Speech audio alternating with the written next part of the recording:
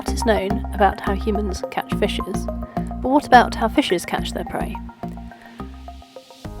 As you'd expect, given the diversity of fishes, there is quite a variety of techniques. However, perhaps more surprisingly, many species actually rely on a very similar method. Most fish feed by suction. Opening their mouth causes a drop in pressure, which lets water in, including the prey. So when you see fish in a tank, and it looks like they're just hoovering their food up, they pretty much are. It's only been studied since about the 1960s, but fish have been doing it for over 400 million years.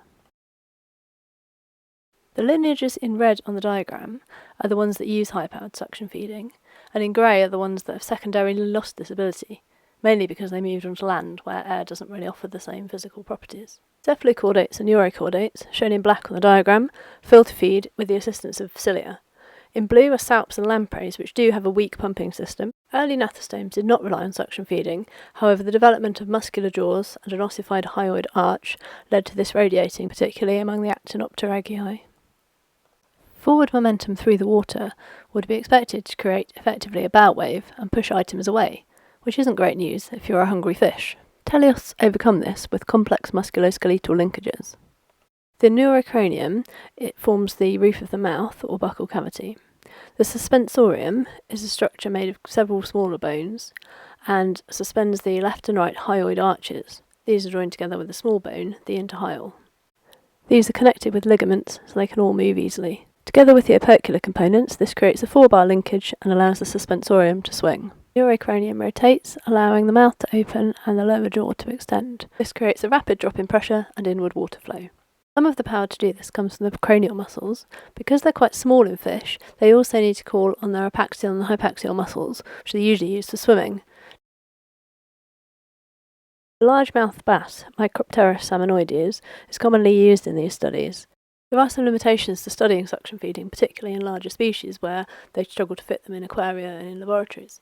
So there is a lot of data about a very few species and very limited data on the vast majority of them. Technology such as high-speed video has increased opportunities for observing this in the wild. Small larval fish in their very first few days of life are unable to generate enough suction to overcome the viscosity of the water, and so are at risk of a phenomenon called hydrodynamic starvation. They also have a very small gape size and less developed muscles. Very unlikely they're able to catch prey such as copepods, which are able to make an escape.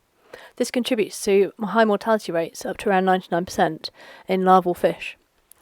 Luckily, these little Pomacentridae seem to be large enough to be doing okay. Cygnathids, which include seahorses and pipefish, have taken this a step further and use pivot feeding, where they very rapidly propel their snout sideways towards their prey. They have fused jaws and a V-shaped hyoid, which allows their body to remain mostly stationary.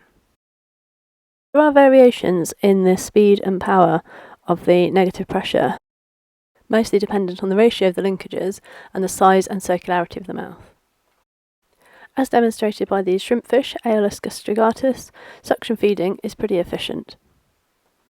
So this explains why you may sometimes see little whirlpools on the surface near your line if you do choose to catch fish.